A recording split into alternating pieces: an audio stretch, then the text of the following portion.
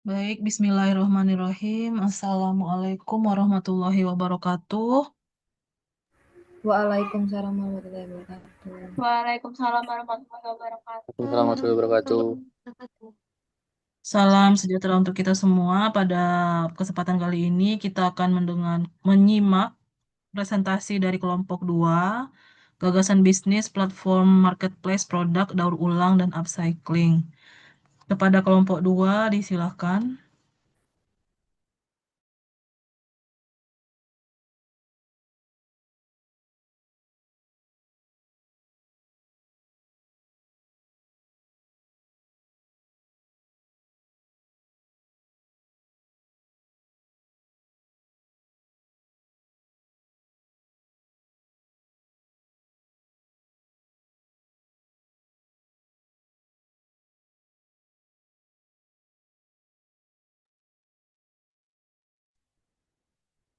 Selamat malam Ibu dosen dan teman-teman sekalian.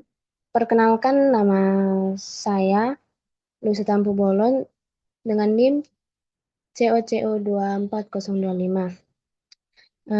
Dengan teman saya Deswita Maharani Putri dan Alfia Abdi.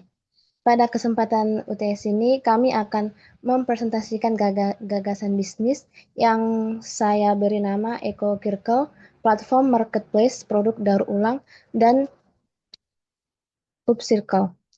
Sebelum masuk ke pembahasan, izinkan saya memulai dengan sebuah fakta. Indonesia menghasilkan 67,8 juta ton sampah per tahun, dan hanya 10% yang didaur ulang. Di sisi lain, generasi milenial dan Gen Z semakin peduli dengan isu lingkungan dan mencari produk yang sustainable. Nah, Eco Circle hadir untuk menjembatani gap ini.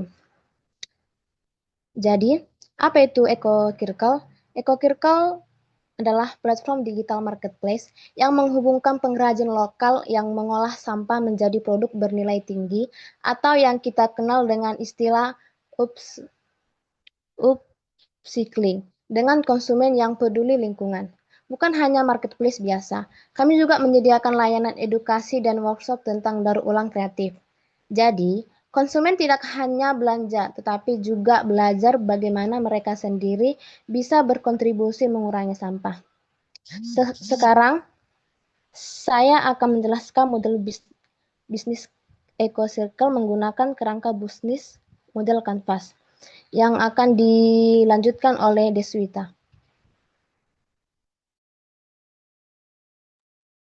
Baik, di sini saya akan menjelaskan model bisnis Canva, yaitu bisnis model Canva. Yang pertama, eh,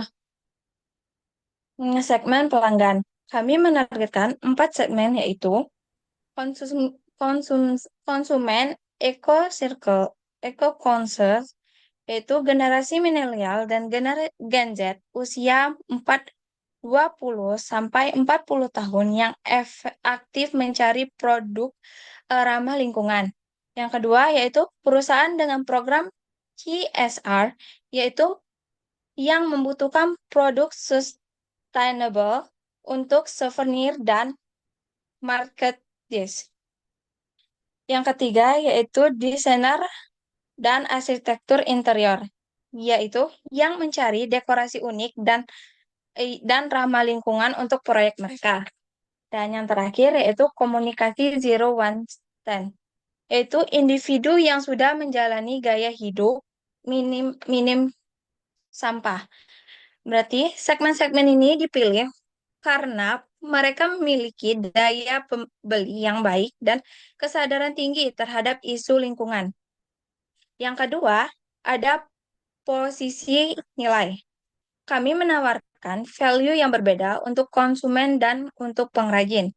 Yang untuk konsumen, yaitu produk yang unik, berkualitas, dan ramah lingkungan dengan cerita menarik di balik setiap proses produknya. Ada juga mereka bisa berkontribusi langsung terhadap penguraian sampah dan pemberdayaan UMKM lokal. Dan harga yang kompetitif dengan produk konvensional. Dan yang terakhir, yaitu akses ke workshop dan edukasi daur ulang. Kalau untuk perajin, kami menawarkan akses ke pasar yang lebih luas tanpa perlu investasi besar untuk buka toko sendiri. Kami juga memberikan pendampingan dalam branding dan fotografi produk, sistem pembayaran yang aman dan transparan, pelatihan keterampilan digital, dan bisnis. Jadi, ini adalah win-win solution untuk kedua belah pihak. Dan yang ketiga, yaitu saluran. Bagaimana kami menjangkau pelanggan, yaitu melalui website dan aplikasi mobile sebagai platform utama untuk transaksi. Yang kedua yaitu media sosial seperti Instagram, TikTok, YouTube untuk konten edukasi dan promosi. Dan yang ketiga atau pop-up store yaitu event berkala di mall-mall atau acara komunitas untuk brand awareness. Yang keempat yaitu mitra dengan kafe atau toko yaitu corner khusus di tempat dengan target pasar serupa. Dan yang terakhir adalah kolaborasi dengan influencer atau content creator untuk meningkatkan jangkauan. Nah, pendekatan channel ini memastikan kami bisa menjangkau pelanggan di berbagai touch point. Selanjutnya akan disampaikan oleh Alfia. Baik, selanjutnya ada hubungan pelanggan. Di sini kami fokus membangun hubungan jangka panjang melalui komunitas online atau forum dan grup diskusi tentang sustainable living. Yang kedua ada program loyalitas, yaitu point reward untuk setiap pembelian dan aktivitas daur ulang. Yang ketiga ada personalisasi, di mana rekomendasi produk berdasarkan preferensi pelanggan. Selanjutnya ada customer service yang responsif dengan live chat. Selanjutnya ada newsletter berkala dengan tips daur ulang dan informasi produk baru. Yang terakhir ada storytelling, di mana kami menampilkan profil pengrajin dan kisah di balik setiap produk untuk menciptakan emotional connection. Strategi ini bertujuan menciptakan community, bukan sekadar transaksi. Selanjutnya yang kelima ada arus pendapatan. Kak, tolong slide-nya. Yang kelima ada arus pendapatan. Dari mana kami menghasilkan uang? Dari komunisi marketplace, di mana 15-20% dari setiap transaksi. Yang kedua, ada biaya berlangganan premium untuk pengrajin, yaitu akses fitur, analitik, promosi, prioritas. Yang ketiga, ada workshop dan kelas online, yaitu 50.000 sampai 500 per sesi. Yang keempat, ada iklan dan sponsorship dari brand eco-friendly.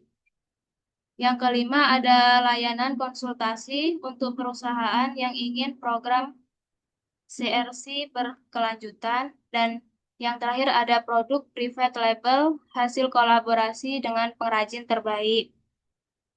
Dengan multiple revenue streams ini, kami tidak bergantung pada satu sumber pendapatan saja, sehingga lebih sustainable secara bisnis.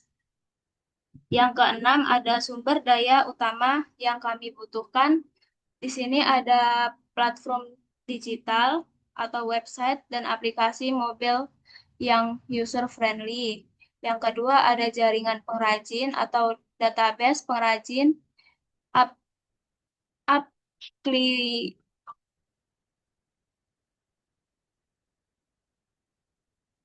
uplink terverifikasi. Yang ketiga ada tim teknologi atau developer dan UX designer. Yang keempat ada tim kurasi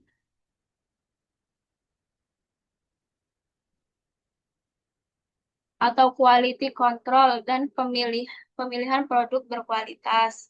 Selanjutnya ada konten edukasi seperti video tutorial, artikel, dan materi workshop. Terus ada sistem logistik atau kemitraan dengan jasa pengiriman, brand dan reputasi, kepercayaan sebagai platform sustainable terpercaya. Selanjutnya, materi selanjutnya akan dilanjutkan oleh teman saya, Loisa. Yang berikutnya yang ketujuh adalah kegiatan utama yang akan kami lakukan sehari-hari. Yang pertama yaitu kurasi pengrajin dan produk, seleksi dan verifikasi pengrajin serta kualitas produk. Yang kedua mengembangkan platform, di mana manage dan update fitur secara berkala. Yang ketiga marketing dan branding, kampanye digital dan offline. Yang keempat community building, mengelola komunitas dan engagement. Yang kelima, pelatihan dan workshop, menyelenggarakan edukasi daur ulang. Yang keenam, quality control, memastikan standar produk dan layanan. Dan yang terakhir, customer support, menangani pertanyaan dan komplain dengan responsif. Nah, kegiatan-kegiatan ini memastikan operasional berjalan lancar dan customer satisfaction terjaga. Yang kedelapan, kemitraan utama. Kami tidak bisa berjalan sendiri. Jadi kami bermitra dengan yang pertama bank sampah dan TPA sebagai sumber bahan baku untuk pengrajin. Yang kedua, UMKM dan komunitas pengrajin, partner produksi. Yang ketiga, jasa pengiriman yang menggunakan packaging ramah lingkungan. Yang berikutnya, payment gateway untuk kemudahan transaksi. Yang berikutnya, goal lingkungan untuk kredibilitas dan program edukasi. Berikutnya, universitas, yaitu riset dan pengembangan inovasi daur ulang. Berikutnya, perusahaan untuk program CSR dan B2B. Dan yang terakhir, influencer eco lifestyle, di mana untuk promosi dan awareness. Nah, kemitraan strategis ini memperkuat value sense kami dan memperluas jangkauan. Dan yang terakhir, yang kesembilan, elemen kesembilan adalah struktur biaya. Ini adalah breakdown alokasi biaya kami. Pengembangan dan maintenance platform, 30% untuk tim IT, server, dan update aplikasi. Yang kedua, marketing dan akuisisi, 25% untuk iklan digital, konten, event, dan influencer. Yang ketiga, operasional, 20% untuk gaji tim, sewa kantor, dan utilitas. Yang keempat, logistik dan packaging, 10% untuk subsidi pengiriman dan packaging eco-friendly. Yang kelima, pelatihan dan edukasi, 8% untuk biaya workshop dan mentor. Yang ketujuh, customer service, 5% untuk tim support dan sistem CRM. Dan yang terakhir, legal dan administratif, 2% untuk perizinan, pajak, dan asuransi. Nah, total struktur biaya ini dirancang untuk efisiensi namun tetap memastikan kualitas layanan yang optimal. Sekarang,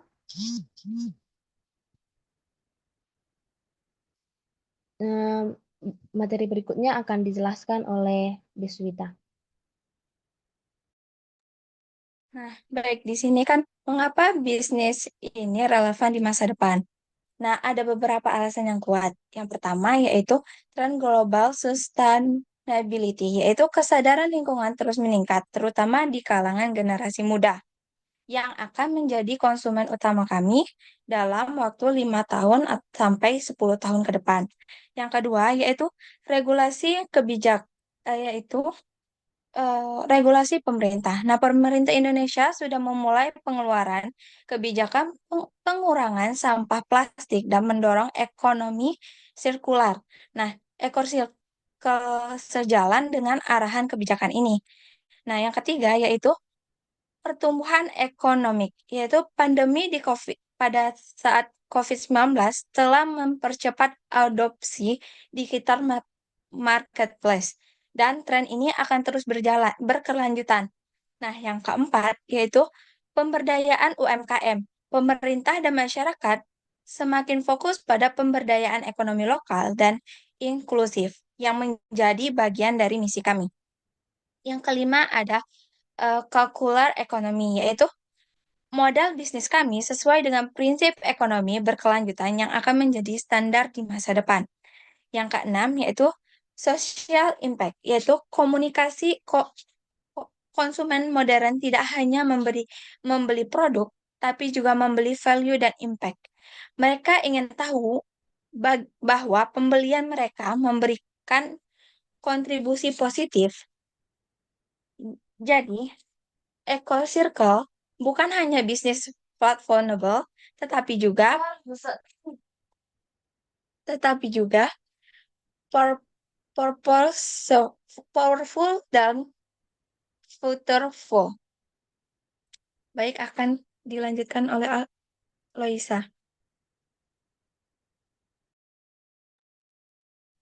Baik, untuk merangkum presentasi kami pada malam hari ini, jadi Eco Circle adalah platform marketplace produk upcycling yang menghubungkan pengrajin dengan konsumen eco-conscious dilengkapi dengan layanan edukasi.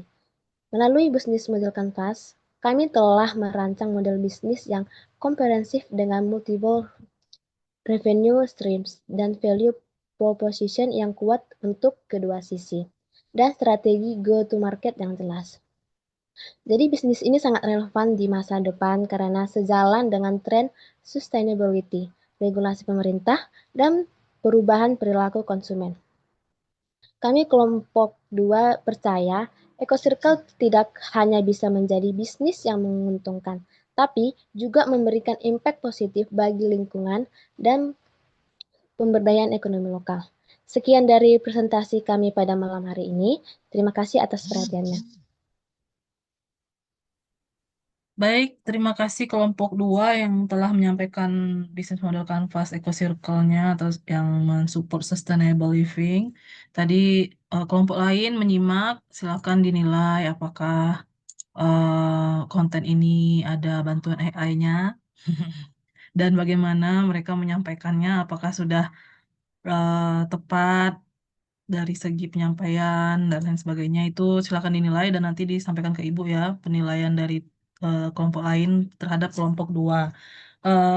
Ibu apresiasi karena memang ikut tren ini ya kelompok ini bisnisnya dan semoga kedepannya Ananda lebih memahami apa yang Ananda tuliskan karena inti dari kuliah itu sebenarnya kan perbedaannya dengan waktu SMA ya kita itu paham yang kita tulis. Kalau kita tidak paham, kita hapus gitu. Itu tips yang paling sederhana lah ya kalau dalam menulis tugas akhir nanti Ananda, laporan apapun itu, jika Ananda tidak paham, hapus gitu ya. Jadi yang ditulis itu yang dipahami. Itu saran dari Ibu. Oke, applause sekali lagi buat kelompok 2. Selanjutnya kita minta kelompok 5 untuk presentasi. Kelompok 5 silakan.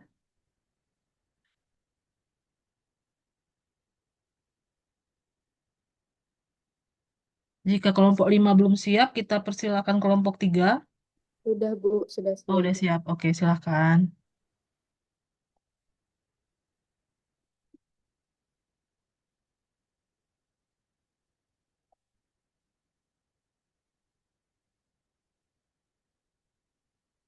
Baik, sebelumnya mohon maaf atas keterlambatan tadi, ada kendala sebentar.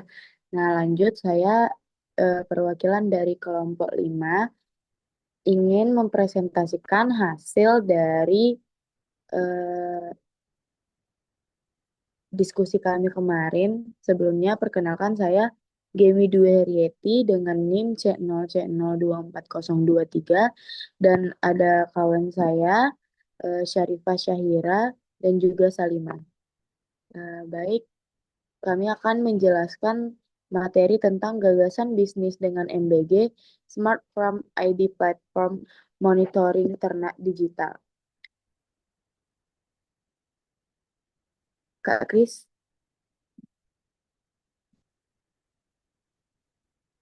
Nah, baiklah, saya di sini akan menjelaskan latar belakang tentang sektor peternakan di Indonesia yang memiliki potensi ekonomi yang besar, terutama dalam memenuhi kebutuhan protein hewani nasional. Namun, banyak peternak kecil dan menengah menghadapi berbagai tantangan seperti rendahnya efisiensi produksi, terus keterbatasan akses informasi, kesulitan dalam memantau kondisi lingkungan kandang, dan kurangnya pemanfaatan teknologi digital dalam manajemen peternakan. Seiring berkembangnya era internal of things dan kecerdasan buat digitalisasi peternakan menjadi solusi inovatif untuk permasalahan tersebut. Melalui platform Smart Farm ID peternak dapat memantau kondisi ternak secara real time, memperoleh rekomendasi pakan dan kesehatan otomatis, serta mengelola data produksi secara digital. Lanjut Kak Kris.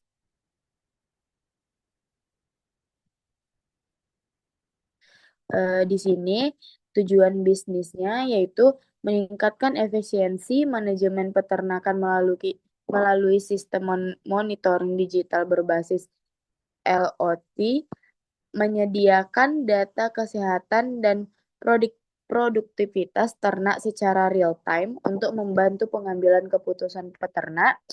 Yang Gami, ketiga, iya Bu, Gami, itu bukan LOT, IoT, IoT. Internet of Things ya. Oke Bu. Oke, lanjut.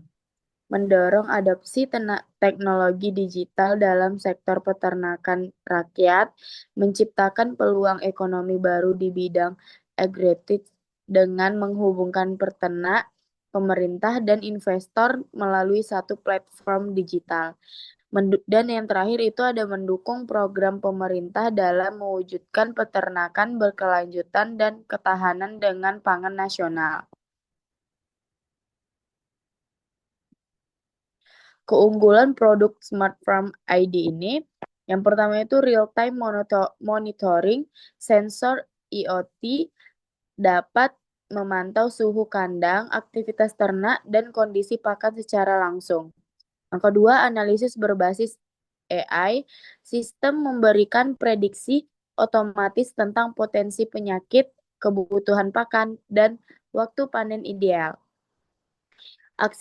Yang ketiga, akses mudah, platform berbasis aplikasi dan web dapat digunakan di HP peternak. Yang keempat, fitur edukasi dan komunitas. Peternak dapat belajar berdiskusi dan berbagi pengalaman dengan pengguna lain. Yang kelima, laporan otomatis. Data aktivitas ternak diubah menjadi laporan digital yang mudah dipahami. Yang keenam, ada ramah lingkungan, mendorong efisiensi sumber daya dan pengelolaan limbah peternakan.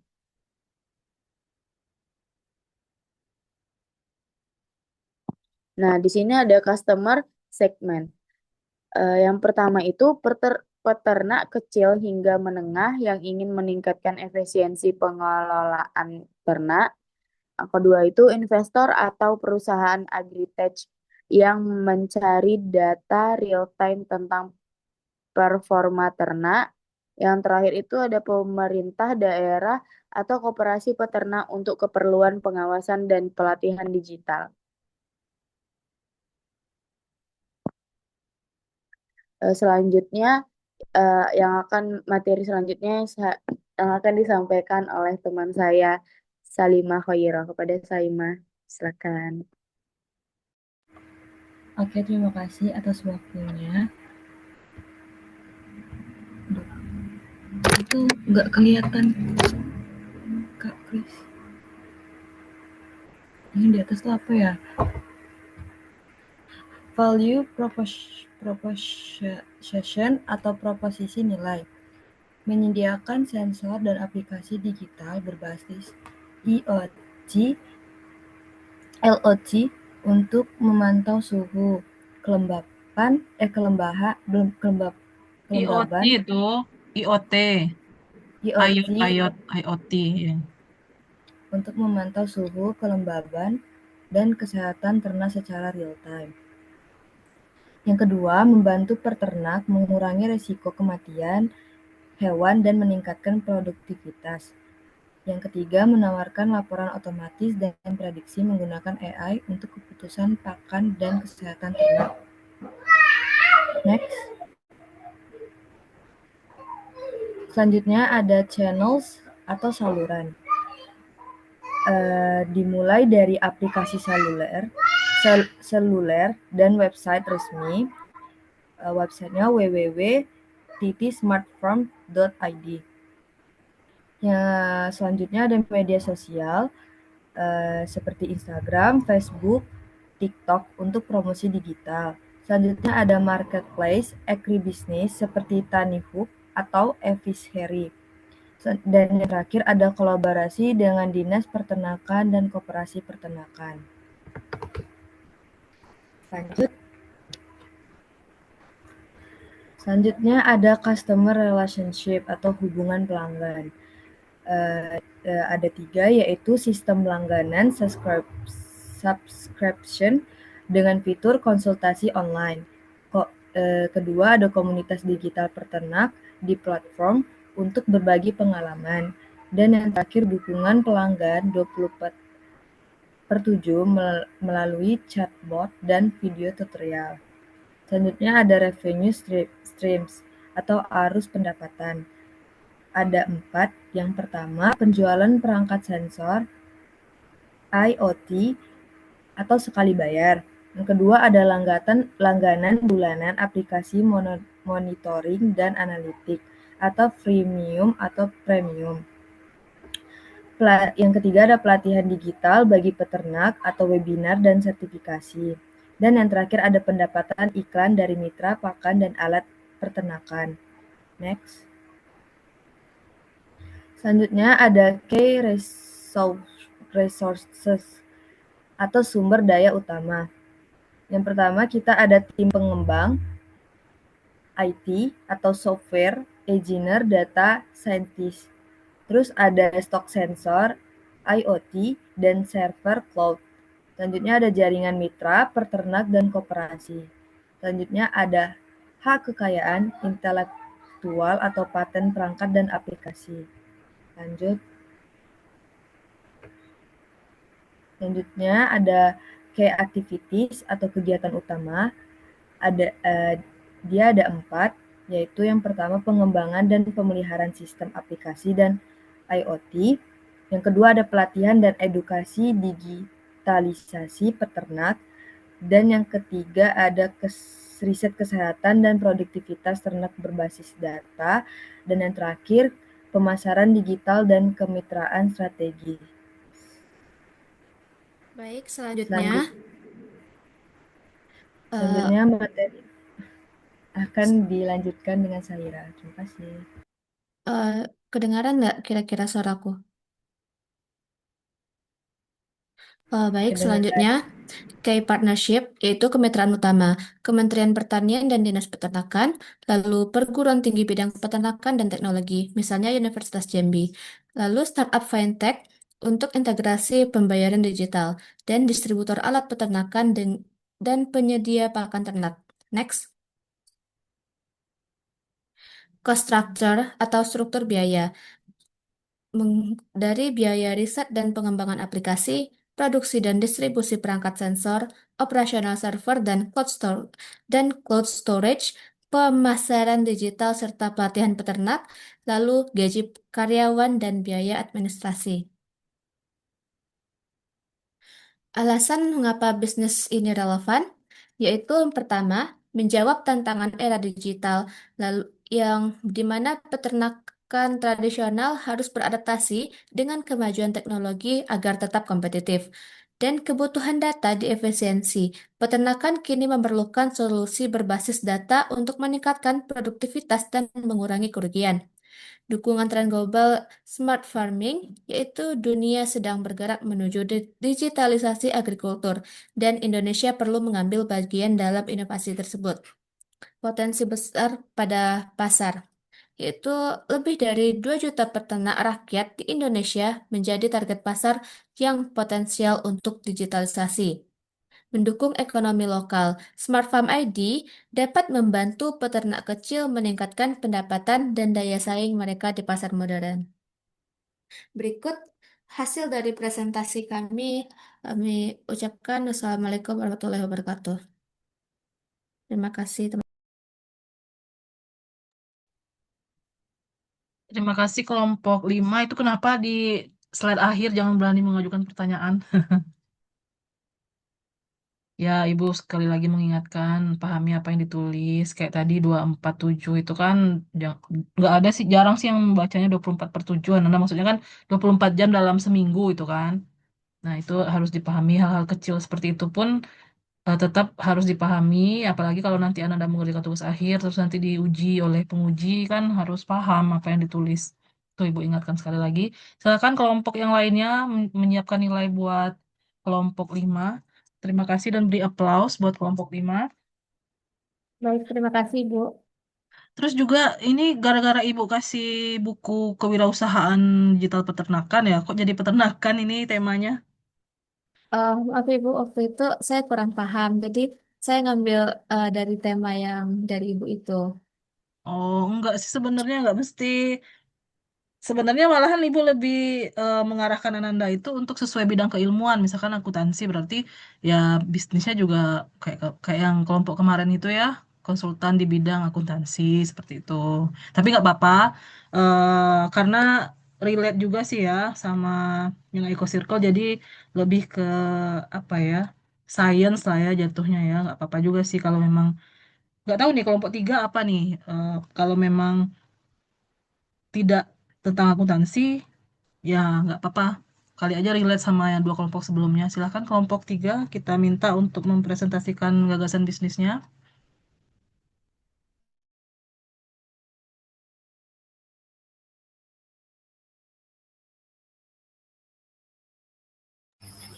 Oke, Baiklah lumayan, Bu, untuk lumayan kami relate kelompok lah ya. untuk kami kelompok 3 di sini memiliki gagasan bisnis mengenai cemilan sehat yang dapat didapatkan dari tempat-tempat yang akan kami distribusikan. Ini slide-nya nggak diganti. Ini anggota kelompok kami ya ini Bu, Risma Widiasi, saya dan Kristina Raja Lestari. Nggak ada namanya ya kayak kelompok lain tuh. Cuma cemilan sehat aja. Cemilan sehatnya namanya apa?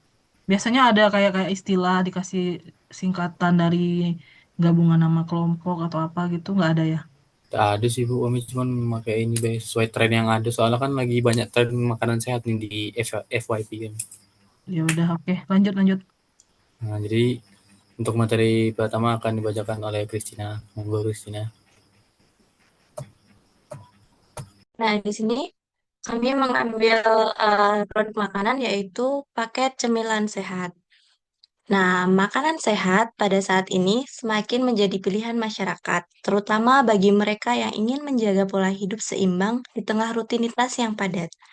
Pola konsumsi masyarakat mulai bergeser dari makanan cepat saji, tinggi lemak menuju makanan yang lebih alami, bergizi, dan mudah dikonsumsi tanpa proses pengolahan berlebihan.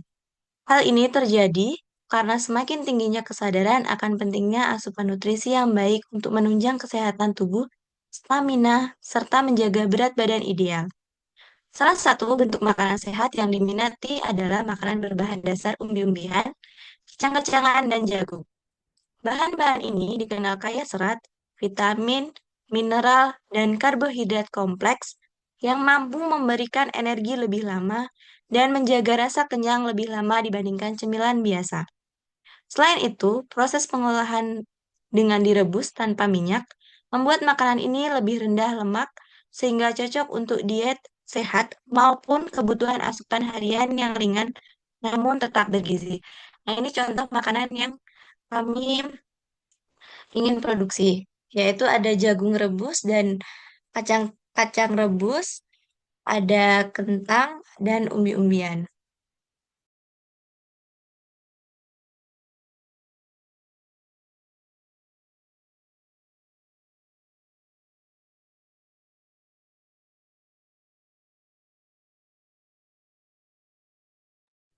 Oke, bagus ini visualisasinya ya.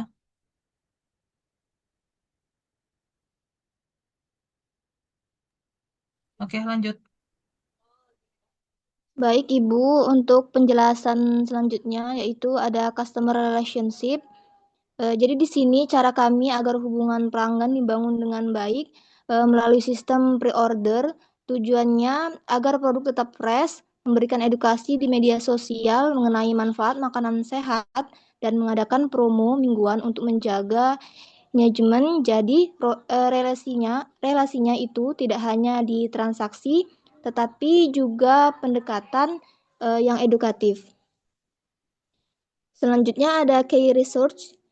Untuk menjalankan aktivitas tersebut diperlukan sumber daya fisik berupa alat masak dan packaging cup.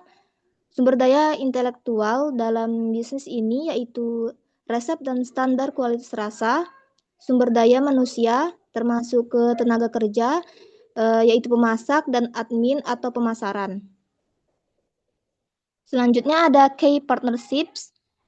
Mitra yang mendukung bisnis ini adalah supplier bahan baku lokal, platform food delivery atau pesan antar sebagai pendukung promosi, dan influencer atau food blogger lokal. Yang selanjutnya ada value proposition. Nilai utama yang ditawarkan adalah yang pertama makanan sehat, yang rendah minyak, tinggi serat, dan karbohidrat kompleks. Yang kedua yaitu praktis, dalam artian makanan ini siap dimakan dalam satu cup dan mudah dibawa. Yang ketiga yaitu karena tinggi serat lebih mengenyangkan daripada snack biasa. Yang keempat, bisa menjadi pengganti nasi, tapi plusnya lebih sehat. Yang kelima, bahan-bahan yang digunakan adalah bahan-bahan lokal dan tergolong fresh. Selanjutnya ada key activities. Aktivitas utamanya terkait dengan marketing dan manajemen. Yang pertama ada pengelolaan dan persiapan bahan, yaitu merebus, menakar, dan kemudian mengemas. Yang kedua ada pembelian bahan baku yang segar. Yang ketiga ada promosi dan pemasaran secara online. Dan yang keempat ada packaging dan pengantaran ke customer. Selanjutnya ada channels. Di sini sistem penjualannya adalah penjualan langsung atau stand booth kecil. Yang kedua ada pre-order via WhatsApp, Instagram, dan TikTok. Yang ketiga ada GoFood atau GrabFood jika usaha ini sudah berkembang secara luas. Selanjutnya ada customer segments, yaitu yang pertama mahasiswa atau pekerja yang ingin makanan sehat atau cepat. Selanjutnya ada orang yang sedang diet atau hidup sehat dan menjaga kalori. Yang ketiga ada ibu muda atau pekerja kantoran yang memang butuh cemilan yang kenyang tapi tidak bikin gemuk. Yang keempat yaitu komunitas olahraga atau gym. Dan yang terakhir ada konsumen yang alergi makanan berminyak atau fast food. Untuk selanjutnya ada biaya tetap.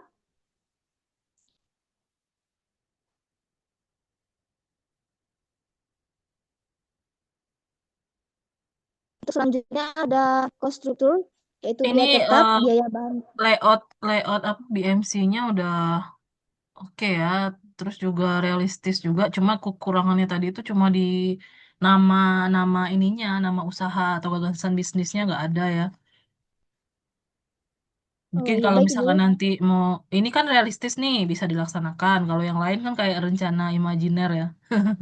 Kalau yang ini misalkan kan Ibu diskusi sama Bu Ade. Kalau seandainya Bu Ade minta direalisasikan kelompok ini bisa merealisasikan kelompok lain nggak tahu Ibu tuh ya karena berat-berat tuh ininya. Ibu lupa kemarin bilang untuk yang contoh sistem informasi emang Ibu mintanya imajinasi gitu ya. Kalau maksudnya gini nggak apa-apa muluk-muluk tapi untuk kelas ini Ibu lupa bilang kalau realistis karena mau diteruskan estafet dosen kan. Tapi nggak apa-apa lah Ananda, yang penting Ananda sudah mengerjakan. Salah ibu juga sih instruksinya nggak lengkap ya. Oke lanjut kelompok 3. Jadi Baik, untuk kelompok 3 kan? selanjutnya ada, Mm-mm. iya Ibu. Ya ya lanjut. Maaf ibu interupsi ya. Iya Bu, gak apa-apa. Untuk selanjutnya ada cost structure, biaya tetap atau biaya bahan baku seperti umbi, kacang, jagung, rempah, packagingnya seperti cup, sendok, stiker brand, dan tenaga kerja serta biaya listrik. Untuk biaya variabel, yaitu ada ongkos pengiriman atau tergantung jumlah pembeli yang ingin menggunakan GoFood atau ojek, serta marketing seperti iklan kecil atau konten. Untuk yang terakhir ada revenue streams. Yang pertama ada penjualan per cup secara langsung. Yang kedua ada penjualan topping tambahan seperti telur dan saus sehat. Khusus untuk pelanggan minimal belanja 20.000. Untuk yang terakhir ada paket catering sehat untuk acara kecil. Atau full makanan sehat, free telur. Terima kasih Bu.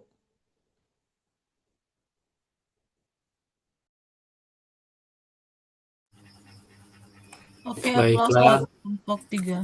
Oh ya, silakan ditutup. baiklah segitulah dulu Bu dari penampilan gagasan ide bisnis dari kelompok 3. Kurang lebihnya kami ucapkan minta maaf dan terima kasih atas perhatiannya. Oke, applause buat kelompok 3 dan applause buat semua kelompok 3 kelompok yang sudah presentasi pada malam hari ini. Silahkan kelompok yang lain berikan nilai dan kirimkan japri ke Ibu. Ibu tunggu sampai jam 9 ya nilainya. Kalau telat ada pengurangan poin. Karena udah malam. Oke, yang lain ditunggu nilai-nilainya. Kelompok ini juga yang menilai kelompok yang lain tadi ya. Baik, Ananda, sebelum kita tutup, apakah ada yang ingin didiskusikan atau disampaikan? Bu izin Bu bertanya Bu. Ya, boleh. Bu misalkan ide bisnisnya benar-benar terrealisasikan berarti kami benar-benar melakukan penjualannya gitu Bu. Iya, kalau kalau misalkan tadi kan rasanya Ibu ada yang ngomongnya nanti bisa jadi dengan dosen selanjutnya direalisasikan kata Ibu gitu kan.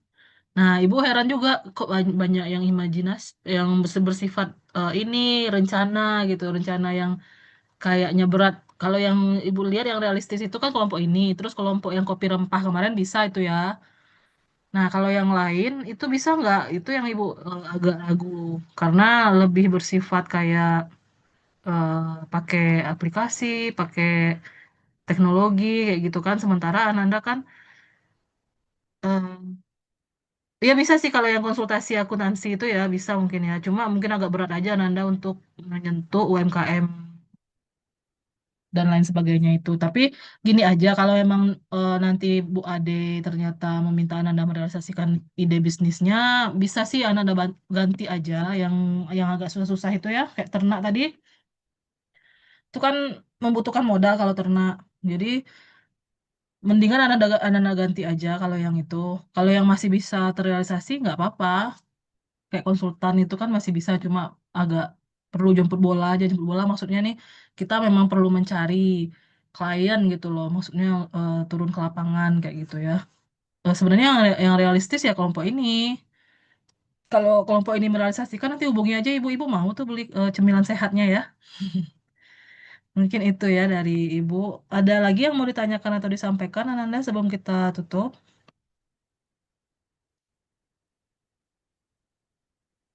Dari yang lain ada dari Patu mungkin? Patu lagi diskusi sama ini ya. Pak itu tadi nak nanya katanya Bu. Nak nanya kok tadi Ya, waktu itu? ya kenapa Patu? Bu, tidak ada yang ditanyakan, Bu. Oh tidak ada, oke. Yang lain ada? Clara Olivia dan Olivia, Rita Sari, Alvia, Salimah, Gemi, ada yang mau ditanyakan? Stephen, Deswita, Stefani, Tidak, Ibu. Salimah, Risma, Kristina. Oke, jika tidak ada, kita tutup. Ibu mohon maaf jika selama pertemuan 1 sampai 8 ada hal-hal yang kurang berkenan, kata-kata Ibu yang kurang menyenangkan mungkin di hati Ananda. Jika ada, mohon dimaafkan, dan juga semua materi-materi yang Ibu berikan, semoga Ananda mendapatkan manfaat dari materi-materi tersebut dan bisa merealisasikannya untuk yang terutama untuk sesuai bidang keilmuan Ananda. Dan semoga Ananda nanti dapat tempat magang yang bisa mensupport pengembangan diri Ananda. Dan juga untuk yang pertemuan 9 sampai 16 Ananda bisa mengikuti dengan baik sehingga hasilnya memberikan, terutama untuk yang output berupa nilai ya, nilai Ananda kalau bisa sih A semua. Mungkin itu dari Ibu. Terima kasih atas semangat belajar Ananda dan semangatnya dalam mengerjakan tugas dengan penuh tanggung jawab. Dan Ananda semua termasuk kelas yang paling bersahabat yang pernah Ibu ajar ya. Pertahankan ya, friendly gitu suasananya. Ibu suka dengan kelas ini. Sayangnya mungkin kita lebih sering online, itu mohon maaf juga ya atas kenyataan itu. Karena seperti Ibu sampaikan, Ibu kan lagi fokus ke disertasi Ibu, jadi ya mungkin Ananda jarang offline dengan Ibu. Itu aja dari Ibu. Eh, Selamat malam Ananda semua, sukses selalu, sehat selalu. Assalamualaikum warahmatullahi wabarakatuh. Waalaikumsalam Waalaikumsalam warahmatullahi wabarakatuh. Terima kasih, Ibu. Sama-sama semua. Saya dengan